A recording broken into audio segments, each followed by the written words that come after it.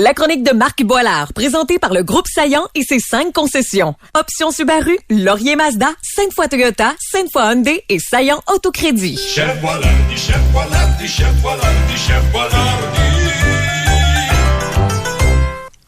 Marc Boilard, bonjour. Rar, je suis un tigre blanc, Bouchard Diouf. Je vais te manger. Rar. Non, tu n'es pas un tigre blanc, tu es un chroniqueur radio, mais aussi... Je tiens à le préciser avant parce que c'est une nouvelle un peu touchée, parce que ça fait appel à des notions de justice, mais je vais rappeler ce que tu nous dis souvent, puis je vais te laisser aller parce que les gens ont voté pour le sujet sur l'histoire de... Retirer son condom sans avertissement, est-ce un crime? OK, voilà. Parfait. Je veux juste rappeler que tu es avocat. Non, mais oui, c'est vrai parce que depuis 1991. Voilà, quand tu commentes un sujet comme ça, je tiens à le dire, où ça fait appel, je le répète, à des notions, des fois assez complexes, tout ça, que tu es maître Boilard. Donc, absolument. J'aimerais que Paul m'appelle de même. Chloé, puis toi, c'est correct. Marc, mon ami Marc. Mais lui, ce serait, me semble, je trouve, ce serait de mise. Mais alors, raconte-nous d'abord l'histoire si les auditeurs l'ont pas vu passer parce que ça a défrayé les manchettes et dis-nous ce que t'en penses. C'est dans le Devoir d'aujourd'hui, mais je pense que ça sorti hier. C'est une dame anonyme, bien entendu, qui dit qu'elle est allée porter plainte à la police. Puis la police, finalement, ça a bloqué au DPCP, donc comment ça, donc DPCP, là, le directeur des poursuites criminelles et pénales. Exact. Donc pour les gens, non, mais des fois on balance des trucs comme ça, Sylvain, parenthèse. C'est pas évident que parce que tu l'as entendu 10 fois à radio, tu sais c'est quoi. Ouais. Faire une histoire courte, c'est quand tu fais une plainte à police. La police, elle, dépose cette plainte-là au DPCP. C'est eux autres qui décident si ça rentre dans le grand système de justice, tu comprends? Exact. C'est pas le système de justice lui-même. Et il y a des critiques envers ce service-là, qui relève du ministère de la Justice, à l'effet qu'ils sont un peu téflons. Je suis assez d'accord avec moi avec ça, si tu veux savoir. C'est un service où ils sont redevables de rien. Ils n'ont pas à motiver leur décision. C'est tout à coup... Tu sais, on voit ça passer dans le journal des fois. Le DPCP a décidé que finalement la plainte irait pas de l'avant. Tu sais, mais... OK, c'est comme oui, non, peut-être. C'est juste une parenthèse pour dire que c'est un service un peu téflon. Je vais enchaîner un petit peu, tu as raison, des fois que c'est décevant. Prenons une histoire qui a beaucoup défrayé les manchettes, puis sur laquelle je veux pas en rajouter, mais l'histoire de Alice Paquet. Et Jerry Skabounos. Bon. C'était spectaculaire. C'était le fameux... C'était les deux que je pensais, c'est drôle. Vous savez que ça a été médiatisé au bout. Alors, allégation d'agression sexuelle contre un député libéral, le DPCP avait envoyé un communiqué plutôt laconique, sans, comme Marc l'a dit, sans s'expliquer rien en disant « Il n'y a eu aucun crime dans cette histoire ». Point. Oui, mais encore, on aurait aimé savoir un peu. Puis dans cette histoire-là, c'était particulièrement spectaculaire. D'habitude, le DPCP se rend même pas jusqu'à la précision de dire aucun crime n'a été commis. D'habitude, là, ils disent rien. Ouais, puis on apprend est-ce qu'il y a une poursuite ou non. Ouais. Puis là, c'était comme spectaculaire. Attention, arrêtez tout ce que vous faites. Le DPCP a précisé qu'il n'y avait pas eu de geste criminel de commis. Ouais. Or, c'était 2 lignes, là, tu sais. Et même là, il faut encore spécifier, pardon, mais quand on dit qu'il n'y a pas de geste criminel de commis, ça veut pas dire que ça n'a pas été un geste répréhensible, ça veut pas dire que ça a été, comprenez-vous? Oui. Mais il y a un code criminel qui dit voici c'est quoi une agression sexuelle, ça correspond pas aux critères. Voilà. Donc cette dame-là, elle apprend que le DPCP a pas pris sa plainte. Or la plainte c'est quoi? C'est qu'elle dit il y a quelqu'un à qui j'avais été très clair en disant tu portes un condom, tu retournes chez nous à soir, ça me tente, viens chez moi. Mais, manifestement, on jouera pas juste au Parchésie si on commence à parler de condom. Ou sinon, je sais pas trop où est-ce qu'elle a pris son board game, mais... ça se peut que ça attende pas sur place non plus, là, quand même. Ça, c'est une autre question qu'on va arriver. Le point, c'est de dire qu'elle a dit, j'avais mis ça clair, et tout à coup, le gars enlève son condom sans me le dire. Il enlève son condom. C'est dans le feu de l'action. Ouais. 3 verres dans le nez. On s'entend-tu qu'enlever un condom puis que madame, elle sait pas, c'est tout à fait possible. Ouais. Et ça, Sylvain, ce qui est très ironique, c'est que pas plus tard qu'en juillet, ça a été entendu une cause de la sorte en Cour suprême du Canada. Exactement. Qui a dit, ils n'ont pas tranché sur le fond, mais ils ont dit qu'effectivement, au Canada maintenant, c'est plus clair que jamais, enlever un condom sans consentement de l'autre partie, donc l'autre partie, on comprend que c'est un gars qui porte un condom, c'est un gars ou une fille, mais ça peut être homosexuel. Quand ton partenaire n'a pas consenti, ça correspond aux critères d'une agression sexuelle. En quoi l'idée d'une agression sexuelle, c'est quelque chose à laquelle tu n'as pas consenti.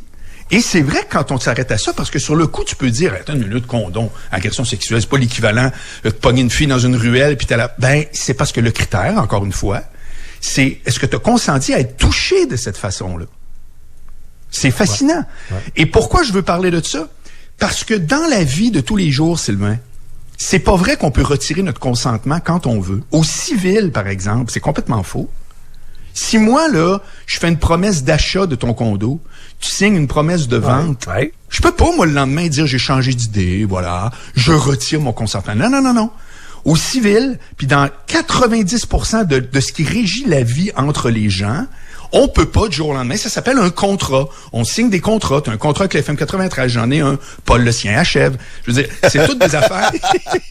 Non, mais tu comprends? Mais en matière sexuelle, à tout moment, puis ça, il y en a pour qui je pense que c'est pas encore clair.